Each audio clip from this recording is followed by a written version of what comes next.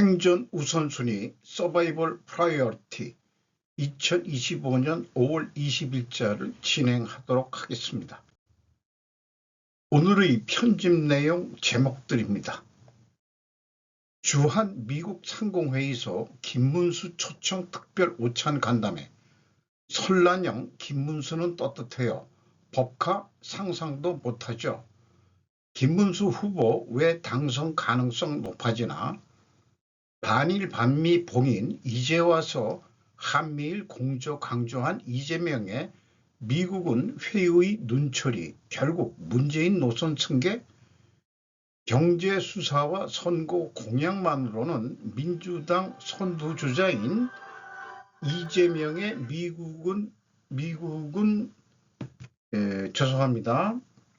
회의 정치적 성향을 구분하기 어려울 수. 관세 휴전 역설, 중국 안일함 리스크, 불란 한국 타이어 공장 이전, 생산은 무기한 중단, 손실은 몇천억 원으로, 자위대가 중국 해군이 거대한 상륙함을 확인, 항공모함 외관 초계기 촬영, 방위성 이미지 공개, SKT 해킹 3년 전부터 시작, 유심 정보 2,700만 건 털렸다. 미국 재무부는 사상 두 번째로 큰 월간 흑자인 2,580억 달러 흑자로 미국인들을 놀라게 했습니다. 미러 정상 전화 통화 휴전에 푸틴에 양보할 생각인가? 중국과 90대 2로 싸우는 전기차 심장 신기술로 사투버리는 배터리로 편집을 했습니다. 주한 미국 상공회의소 김문수 초청 특별 오찬 간담회 채널 A의 생방송 유튜브 방송을 캡처를 했습니다. 먼저 김문수 후보가 먼저 강연을 하는 내용을 압축을 하면은 미국은 진정한 친구이고 그 가교 역할을 한 주한 미국 상공회의소에 감사함을 표하면서 양국 경제협력의 걸림돌이 되는 것을 해결하겠다. 국익을 우선으로 하되 공동 번영의 시대를 만들어가야 되지 않겠느냐. 또한 대한민국 투자를 위해 미국이나 외국 자본들이 불합리한 규제를 해소하도록 노력을 하겠다. 그래서 규제 혁신처를 만들겠다. 한미 군사동맹 아주 중요하다. 국방은 경제와 이제 밀접한 관계다. 주한미국 안정적 주둔을 위한 조치들도 하겠다. 원고를 읽는 수준으로 일반 원고 없이 할 때는 좀 떠듬한다는 얘기를 들었는데 제가 직접 들어보니까 뭐 그렇게 말을 더듬는 수준은 아니더라고요. 그래서 주한 상공회의 소장이 한국 사람인데 미국계 한국인인 것 같습니다.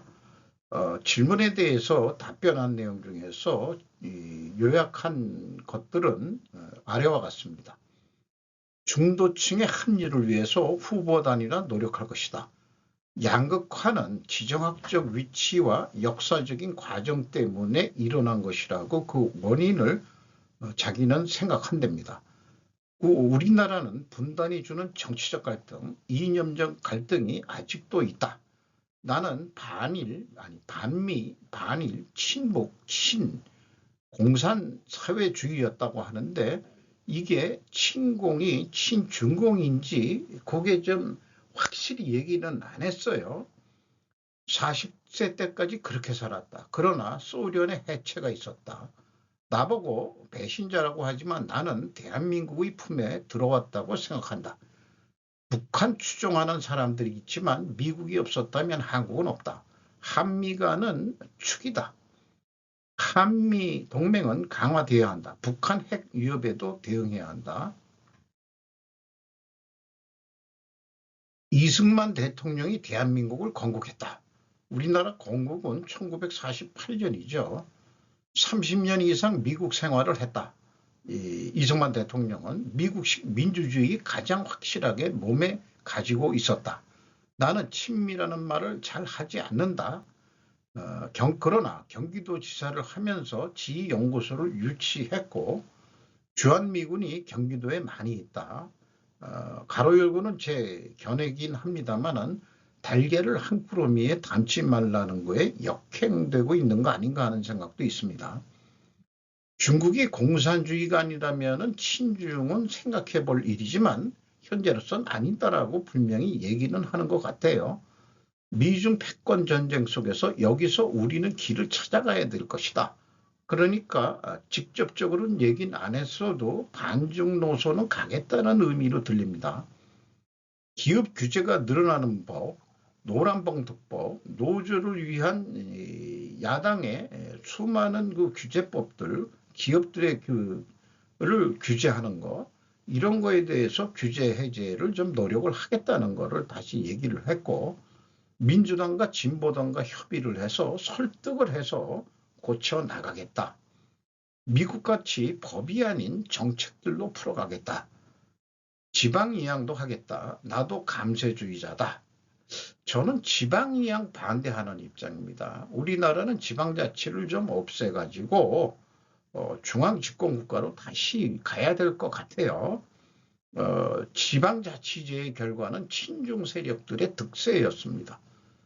미국 투자기업들 오면 국가적으로 특혜를 주기로 한다. 거의 무료로 빌려드리는 수준으로 가능하다. 왜냐? 서해안 무슨 만이죠?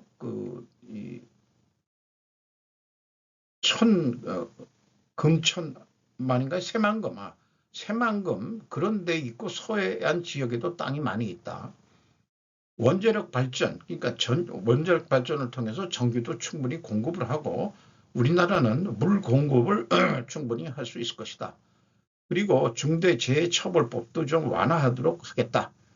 일본 기업들이 우리나라에 매우 많이 들어와 있다. 경기도에 저도 그 중소기업들 여러 가지 그 공단에 일본 기업들 한국 그 공장들을 한두 군데 아이소 심사를 해본 적이 있긴 있습니다.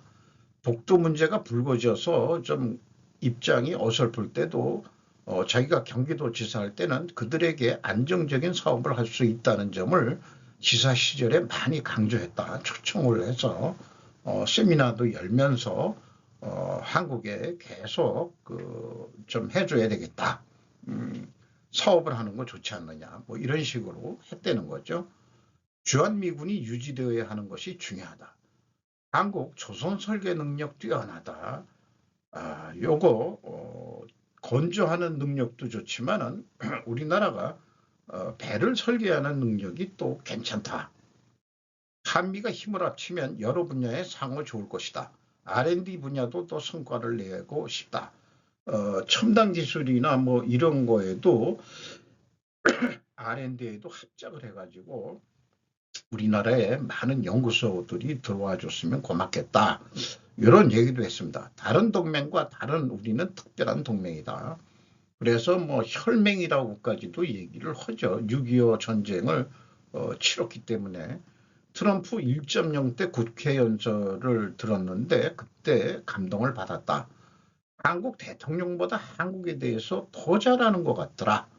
이런 내용의 그 간담회였습니다. 그런 얘기를 들으면서 최근에 대립되는 생각들을 좀 정리를 해봤습니다. 자유자본주의 또는 자유시장주의라고도 얘기할 수 있겠죠.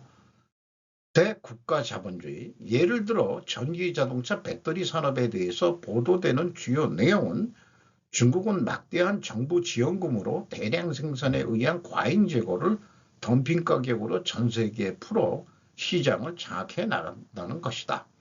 그래서 대한민국도 정부 지원이 필요하다고 주장한다.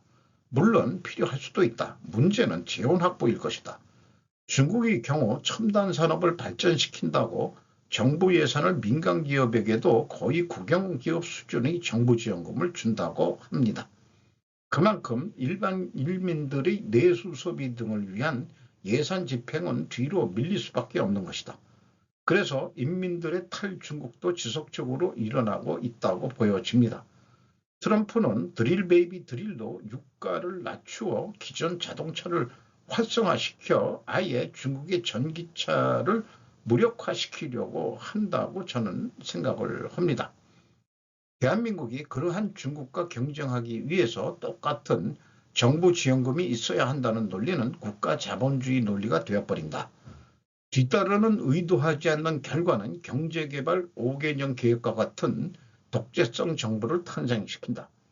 문제는 진보 정권에서는 국민의 지지를 위하여 국민들에게 공짜 소득액을 주겠다는 공약이 나온다. 국민 1인당 무조건 25만 원을 주겠다는 예와 같이 분배 정책을 우선시한다. 그 분배 과정에 부정부패가 발생할 확률은 매우 높다. 청렴한 지도자라고 해도 국회의원들과 관료들이 썩을 수 있다. 이게 이권관계 뭐 이런 거에서 정부 자금 빼먹고 사는 애들이 너무 세력들이 많아졌어요. 그 재원은 어디서 만들 것이냐. 결국 정부 부채만 늘어날 것이다. 법인세를 줄여줄 생각은 못할 것이다. 이렇게 정리를 해봤습니다. 설랑형 김문수는 떳떳해요. 법과 상상도 못하죠. 웬 할머니인가 했어요. 저는 이 김문수 후보의 그 부인이라고 합니다. 설씨네요.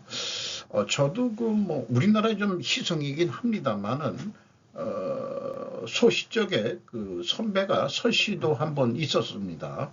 설 주임으로 있었는데 한번 그 밑에서 그 일을 해본 적이 있습니다만은 척 봐서는 완전히 이제 할머니시죠.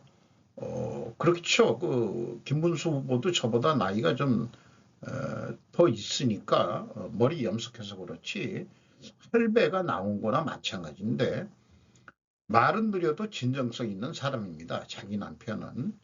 우리가 왜 방탄유리 필요합니까? 죄 지은 게 없는데 본인은 떳떳하다고 생각한다. 영혼이 맑은 남자다. 우리 남편은 국회의원 3선, 도지사 2선 장관, 도지사도 2선했고 장관도 했고 통해서 서민들의 애안을 알기 때문에 충분히 지도자로서 선택받기를 원한다. 부인이 지혜롭게 느껴집니다. 여성들이 그 하는 말 중에는 여성들이 정신 차리고 올바른 후보를 찍어주길 바란다고 매일신문에서 그 초청해가지고 유튜브 방송한 것을 캡처했는데요. 윤 대통령의 부인 하고 비교를 해봤을 때는 엄청난 차이가 나는 그런 거죠. 상당히 말도 조리 있게 하시고 괜찮은 것 같아요. 이 방송한다고 조금 화장을 했는데 평상시는 그렇게 화장도 안 한 얼굴이라서 모양을 눈이 그 서양 사람처럼 그냥 팍 속으로 들어갔네요. 김문수 후보도 그렇지만은 일반적으로 그 몽골계들은 저같이 눈이 툭 튀어나오는데 글쎄요. 자관 할머니시네요. 그렇게 느껴집니다. 매일신문이군요. 매일신문에서 했습니다. 김문수 후보 왜 당선 가능성 높아지나라는 아주 노골적인 제목으로 마이클 심 TV가 그 미국에서 활동하는 경제학자로 되어 있습니다. 전교조 교육을 받은 한국인 40, 50대 주체 사상인지 모르고 교육을 받았다. 판단력이 흐려진 세대다. 40, 50대가 한국에. 평등민주라는 이름으로 위장이 됐다. 경제정책, 고용정책을 보면 안다. 이재명을 주로 나눠주겠다는 견해뿐 사기를 얼마나 잘 치느냐, 그걸 얼마나 알아차리냐의 문제가 한국의 정치 분석으로 매우 간단하다. 틈만 나면 거짓말하는 이재명 패거리들이 살아온 것을 보면 그들의 색깔을 알 수 있다. 거짓말도 잘하지만 위장을 잘한다. 그럴듯하게 들리는 말들을 잘한다. 머리들이 좋아서 말들은 잘한다. 이런 얘기겠죠. 유권자들이 멍청하지도 않다고 믿는다. 자기 자신은 가짜뉴스로 도배하는 방송들을 본다. 걱정되는 부정선거가 있다. 아주 근소한 차이로 이겼던 윤석열, 원래는 부정선거로 떨어뜨리려고 그랬는데 뭔가 알고리즘을 잘못 놓는 바람에 떨어졌다는 거예요. 미국 대선 경합주 스윙 스테이트 7주 트럼프가 몽땅 다 대선을 거두었다. 선관위가 어떤 사기를 치려는지 모르지만 4050 민주 맹종파들 외에 다른 세대는 자유시장 경제체제를 알고 있다. 한미 상호회의 통상을 피력한 김문수, TV토론 김민수의 압승이다. 2030이 깨어나 정치에 참여할 것이다. 미국도 18에서 34세 선거 참여 크게 증가했다. 35%가 더 증가했는데 트럼프를 찍었다. 김문수의 말은 정직성과 진정성이 느껴진다. 거짓말로 뱀의 혓바닥을 보여준 이재명과는 확실히 다르다라고 평가를 했습니다. 표는 까봐야 하겠지만 그래도 정치 외교 중요하지만 가십거리도 여성들에게는 중요하다. 얼마나 저질이냐 하면 관계했던 여배우의 이후에 대하는 태도 도덕적으로 말이 안 된다. 대한민국 여성들이 이재명을 찍으면 여자가 아니다. 아주 그냥 대한민국 여성들을 각성을 시키려고 노력을 하네요. 이재명 형수에게 쌍욕을 한 것을 보면 여성을 하등동물로 욕했다. 요정문화, 기생문화 속에서 역사 속에서도 우리 남성 조상들은 최대한 여성들을 대우했는데 이재명이는 그런 부류에도 못 들어간다 이런 얘기죠. 개딸들도 반성해 보아야 한다. 정치평론 전문성을 떠나서 사람의 마음들은 논할 수 있다. 자기는 국민 수준이 이번 선거에 달려있다. 많은 국민들은 이재명의 태도 돌변을 거짓말로 이해할 것이다.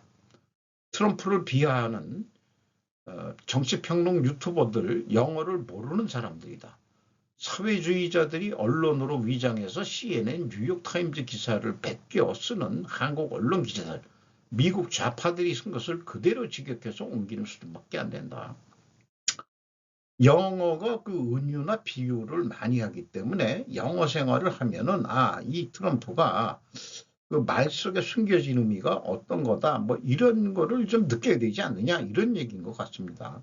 어떻게 엄청난 표차로 승리한 트럼프인데 미국의 언론을 레가시 미디어로 칭하는 이유도 하도 좌빨화돼가지고 그렇다.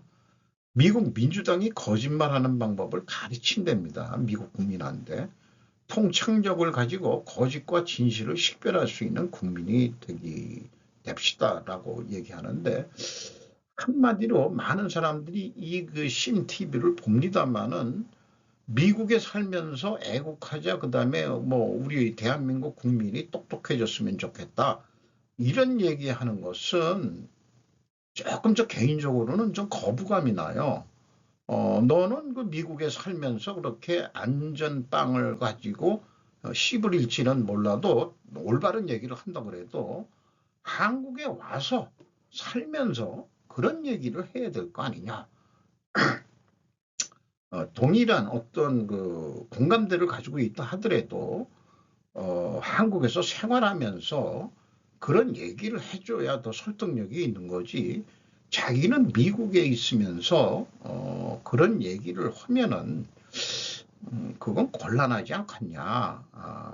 좀 그렇게 생각이 들어가기도 해요. 뭐 개인적인 견해이긴 합니다만은 어떤 경우 저도 뭐 이민은 가고 싶은 생각도 있습니다만은 이 나이에 가면 뭐가 같습니까? 죽었다 깨나도 이 땅에서 살다가 묻혀야 되겠죠. 돌아가는 꼴도 끝까지 봐야 되겠고. 한일 반미 봉인 이제 와서 한미일 공조 강조한 이재명의 미국은 회의의 눈초리 결국 문재인 노선 승계. 일본 JB프레스인데 이정선 씨가 거기 한국인 한국 이름 일본 이름으로 개명하지 아니한 제일 한국인 같습니다. 한국의 차기 대통령으로 유력한 이재명 더불어민주당 후보가 기존의 반미 반일적 외교 안보관에서 벗어나 한미 동맹과 한미일 공조의 중요성을 연일 강조하고 있다. 더불어민주당 내에서 한일 FTA와 포괄적 점진적 환태평양 경제동반자 협정 CPTPP 가입 등도 검토되고 있다. 하지만 이재명 후보의 태도 변화에도 미국에서는 믿을 수 없다는 분위기가 여전히 지배적인 것으로 전해진다. 대통령 후보 참모 방미 목적 5월 8일 이재명 선거 캠프에서 외교 안보 정책을 총괄하고 있는 김현정 전 청와대 외교안보실 2차장의 최근 발언은 이재명 후보의 외교 안보 정책 기조 변화를 가장 확실하게 보여준다. 내 개인적인 표현이지만 현재 상황에서 한일은 일본 조슈번과 사스마번의 에도 막부 타도를 위해 협력한 차원에서 협력할 필요가 있다고 생각한다. 왜 갑자기 명치유신 세력들 얘기를 하는지, 뭐 이렇게 또 뭐 자기도 역사를 조금 안다는 얘기인지, 미국은 이재명의 외교적 스탠스에 지금도 회의적인 마당에 문재인 행정부 시절, 즉 트럼프 행정부 1기 행정부 당시 한일 지소미아 파기에 앞장섰던 그를 과연 트럼프 행정부는 신뢰할 수 있을까? 그보다는 미군은 점령군이라는 입장을 수차례에 걸쳐 표명하고 일본은 군사적 적성국이라고 적대시하며 미일 간 연합훈련을 자유대의 군화가 한반도를 더럽힐 수 있다고 한국인의 반일 감정을 선동하고 윤석열 전 대통령 탄핵에 일본 중심의 기이한 외교라는 사유를 넣어야 한다고 강하게 주장했던 이재명 후보가 이제 와서 갑자기 태도를 바꿔 미일 간 협력 강화를 주장하기 시작한 것을 미국은 어떻게 받아들일까? TV조선은 이재명 후보가 거듭 중대의 잊어버렸습니다. 이제는 한국과 무관하다고 언급한 부분에서 안보 전문가들이 우려를 표명했다고 전했다. 이런 얘기네요.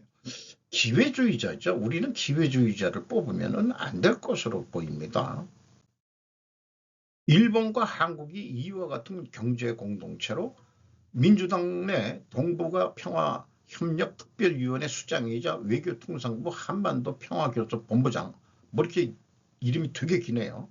주 러시아 대사 등을 지낸 외교 전문가인 위성락 위원장은 14일 출범식에서 한국에 필요한 것은 국익을 지키기 위한 실용 외교 안보라며 굳건한 한미동맹과 한미일 공조를 진전시키고 한반도를 둘러싼 미일 중러와의 관계도 총체적으로 접근해 종합적이고 효율적인 전략을 수립하겠다고 밝혔다. 대한상공회의소 회장인 최태원 SK 회장이 일본과 유럽연합과 같은 경제 공동체를 생각하고 있다고 발언한 것이 발단이 됐다. 문재인 노선 자세히 보면 이재명의 실용주의와 흡사하다. 필자에게 이 후보의 실용 외교는 포장만 다른 문재인 외교 노선의 대접으로 비친다. 실제 이 후보 선거본부에는 문정권의 외교 실세들이 대거 합류한 점만 봐도 일본에는 문재인 정권과의 악몽이 재현될 가능성이 농후하다. 일본 정부는 항상 말이 돌변하는 이재명 후보의 속내를 파악하고 철저히 대비해야 할 것이다. 김현정이라는 그 외교 안보 보좌관 출신인 김현정 씨네요. 위성락 씨가 이렇게 생긴 분이네요. 어쨌든 여기에 종합적이고 효율적인 전략, 요거 말만 화려하게 꾸며도 이재명과 그 외교 참모들은 모두 박쥐 같은 모양새다. 미중 정쟁 속에서 수를 제대로 잊지 못하는 친중 세력들이다.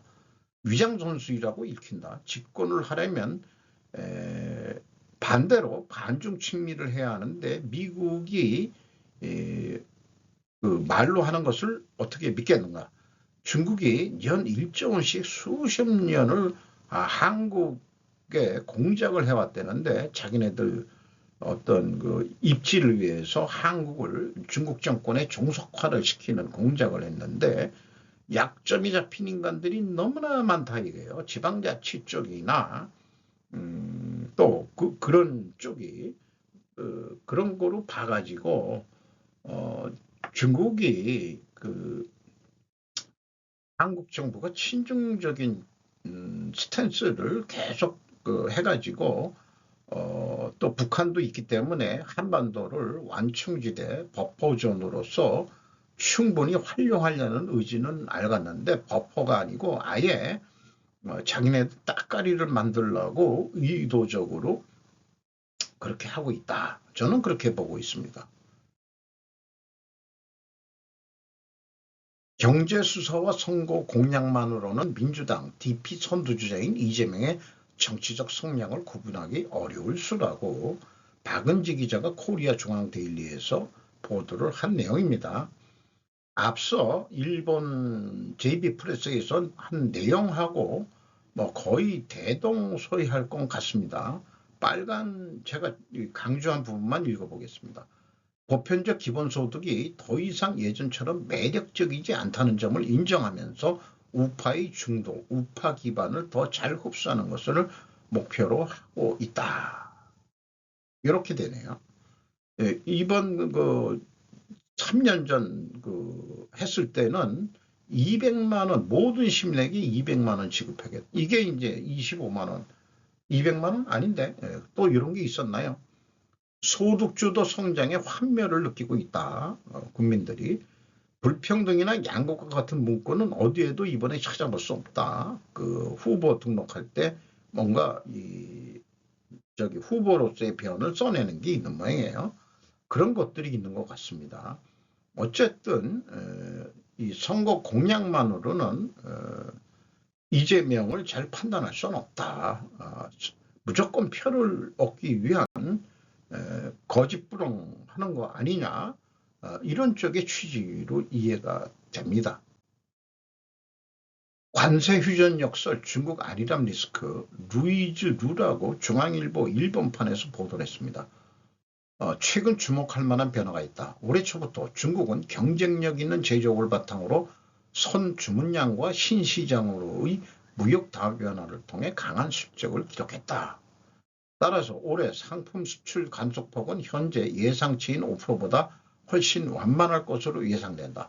더불어 최악의 관세 시나리오가 회피되고 긍정적인 시장 반응과 정부의 자산시장 지원책이 국내 소비 심리를 강화하면서 중국 내수 소비 전망도 소폭 상향됐다. 소폭 가지고 어디 되겠나 모르겠어요. 선제적보다는 수동적 기조를 보인 중국 정책 이반자들에게 이번 관세 완화는 수출 부진을 타개할 내수 진작책 시행의 시급성을 약화시키는 신호가 된다. 이에 따라 앞으로 더욱 신중한 경기 부양책이 예상된다. 또 관세 완화로 정책적 여유가 생기면서 정치국이 설정한 전략적 우선순위인 소비와 첨단 기술 확산이 강조된 경제 파급 효과가 낮아질 가능성도 있다. 그러니까 두 마리의 토끼를 한꺼번에 잡으려니까 그게 쉽지 않을 거라는 얘기 같네요. 이는 검증된 공급 측면의 경기 부양책과는 대조적이다. 결국 미중 무역 휴전의 가장 큰 역설은 중국의 정책적 안일함이라는 리스크다. 단기적 위기를 모면함으로써 오히려 장기적 개혁의 동력이 약화될 수 있다. 90일 관세전쟁 휴전 기간 동안 정책적 안일함에 빠지지 말라는 마치 충성스러운 졸개가 두목을 걱정해주는 발언같이 느껴집니다. 내수 진작은 은행 금리를 내려 저축보다는 소비를 하게 만드는 것인데 중국 인민들 중 얼마나 될까? 고령층들은 한국과 마찬가지로 부동산 형태로 가지고 있다. 중국 부동산 경기는 몰락했다. 대출로 산 투기 아파트 이자는 제대로 낼까라고 아무리 내수 진작을 얘기한다 하더라도 은행 금리를 내려주면은 원금 갚기 급하지 않겠어요? 쓸 돈이 어디 있겠느냐? 부동산이 오를 거로 했는데 이게 부동산이 폭락하면은 대출한 돈보다도 그 가격 이하로 내려가면은 많이 그 항의가 있었고 혼란이 있는데 언론 통제 때문에 중국의 민심 밀란이 일어날 수도 있는 그런 상황들도 우리는 모르고 있는 겁니다. 불난 한국 금호타이어 공장 이전, 생산은 무기한 중단, 손실은 몇천억 원으로. 이것도 일본판에서 가져왔습니다. 중앙일보. 핵심적인 것은 이게 지금 현재 광주 공장이 주택지 근처에 있고 오래전에 세웠기 때문에 그 주변이 다 주택지가 돼가지고 이제 어차피 이 광주 공장을 다시 거기다가 세울 바에야 좀 방법이 완전 철거하고 주택단지로 만들든지 자기네들은 어떤 공단으로 들어가서 만드는 그런 작업을 해야 되지 않을까.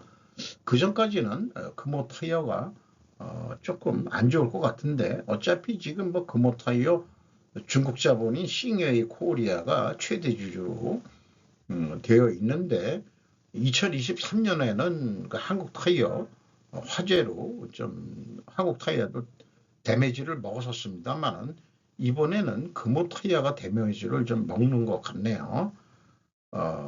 이게 그 타이어 원료라든지 화학 물질 뭐 이런 자재 창고에서 발화된 것 같은데, 좀 이런 업종 그 화재 예방이 매우 중요할 것 같습니다. 뭐 화재 진화돼서 뭐 화재 원인 조사 또 여러 가지 그 또 일들이 일어나고, 또 책임자 뭐 또 처벌 문제 뭐 이런 얘기도 나오고, 화재 보험이 물론 들었겠습니다만은 또 얼마나 어떻게 될지, 이 금호타이가 그 1분기 지났기 때문에 한 2분기 때 얼마나 그 반영이 됐는지 한번 봐야 될 것 같습니다. 그 이참에 어차피 전화위복이라고 공장 부지를 아주 그냥 주택단지화 해가지고 좀 로비를 해서 땅값을 올려가지고 분양을 해서 손해본 거를 만회하는 방법이 있겠죠. 그런 생각이 들어가네요, 개인적으로. 자위대가 중국 해군의 거대한 상륙함을 확인, 항공모함 외관 초계기 촬영, 방위성 이미지 공개, 탈 것 뉴스라고, 요게 뭐 33이라는 건데, 이런데 위에 그 뭐 헬기도 올라가고 뭐 그런 건데, 저건 상륙함이 됩니다. 전통식 비행갑판을 가진 상륙갑 등 5척 출현했다. 방위성 통합 망력 간부는 2025년 5월 16일 미야코지마 오키나와현의 북동해역에서 중국 해군의 함정을 연달아 확인했다고 발표. 자위대가 촬영한 이미지를 공개했습니다. 덧붙여 이번에 확인된 유생급 상륙함은 항공모함과 같은 전통식 비행갑판이 특징, 해상 자위대의 이즈모형 호위함을 넘는 배수량 약 4만 톤의 대형함입니다. 그러니까 일본을 침략하기 위한 상륙함도 어디다가 오키나와 같은 데 상륙하려고 그러나, 저간 그런 연습들을 한다는 거예요. 중국 애들은 지금도. SK 해킹 3년 전부터 시작, 유심 정보 2,700만 건 털렸다. SK텔레콤 침해 사고 민관합동조사단 2차 결과, 정두영 기자가 조선비지에서 보도한 내용입니다. 최소 3년 전부터 시작됐다. 이거 그러면 3년 전이면은 총선도 해당되고 대선도 해당되고, 이번 것도 좀 이번 대선 임시 대선도 좀 문제가 되겠네요. 그래서 이런 생각이 들어가요. 누가 해킹했는가? KT는 안전한가? Q2 질문 2, 부정선거 관련 가능성 의구심이 있다. 사전선거 절대 하지 말라는 의견이 확산되고 있습니다. 미국 재무부는 사상 두 번째로 큰 월간 흑자인 2,580억 달러 흑자로 미국인들을 놀라게 했다. 징판 모니와이즈에서 보도한 내용입니다.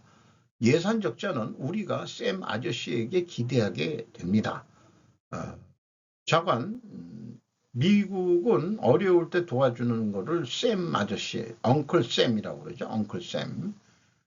어쨌든 이번에 두 번째로 흑자가 됐답니다. 그런데 그 대규모 개인 세금 예치금에 의해 주도됐다, 이런 얘기가 있고, 그럼에도 불구하고 현재 미 정부의 총 부채는 36조 2,120억 달러에 달한다, 이런 얘기도 해주고 있으면서, 그래서 중앙 연방 행정부가 지출에서 낭비 줄이기 하고 있죠. 모지를 통해서. 그리고 안정적인 수동 소득 흐름 창출을 좀 하는 것도 소개를 하고 있습니다. 가장 인기 있는 소국적 소득 전략 중 하나는 부동산, 임대 수입, 뭐 나이 드신 분들이 뭐 우리하고 좀 비슷하겠죠. 생계형 임대소도 그 정도 수준일 것 같습니다. 미러 정상 전화통화 휴전에 푸틴의 양보 학생인가? 이 19일 날 그 전화 통화를 하기로 했대요. 마찌 사토시가 매일 마이니치 신문에서 보도한 내용인데 트럼프가 교섭의 압력으로서 언급해온 것이 러시아와 거래하는 제3국의 금융기관 등을 제재하는 2차 제재인데 그런 거로 압력을 받아도 뭐 관세에 대해서 중국이 강력히 대응한 것과 마찬가지로 러시아도 강경한 자세를 유지해왔다 이런 얘기를 하면서 어쨌든 지금 우크라이나 그 4주 동부 뺏은 데하고 크림반도를 러시아로 국제사회가 인정을 해줘야 휴전이 가능하다 하는 것은 입장은 변하지 않다. 그래서 그 입장차들이 새삼 부각되고 있다. 이런 얘기를 하고 있고요. 이거는 2018년에 어디냐 그 헬싱키에서 만나가지고 악수하는 장면이었습니다. 중국과 90대 2로 싸우는 전기차 심장 신기술로 사투버리는 배터리. 요거는 그 앞에 그 국가자본주의인데 그 자유시장주의, 자유자본주의 거기에 언급한 내용과 결론은 마찬가지일 것 같습니다. 여기에서도 그 정보 지원 얘기도 좀 있고 또 저원가 생산성 향상 기술로 대응해야 된다. 이런 얘기가 나오고 있습니다. 그리고 SK온이 액침 냉각 기술도 지금 개발하고 있다. 이런 얘기를 하고 어쨌든 품질로 위기 돌파를 하고 이런 얘기를 좀 하자는 얘기고 업계에서는 배터리 산업펀드를 만들어 제조 원가에 아예 현금으로 주는 식의 직접 지원을 검토해야 한다는 소리도 나온다. 이런 얘기가 되겠습니다. 저는 한마디로 원가 생산성에서 TO의 생산성으로 전환해야 된다는 걸 압축해서 말씀을 드리는 것으로 하겠습니다. 이상 마치도록 하겠습니다.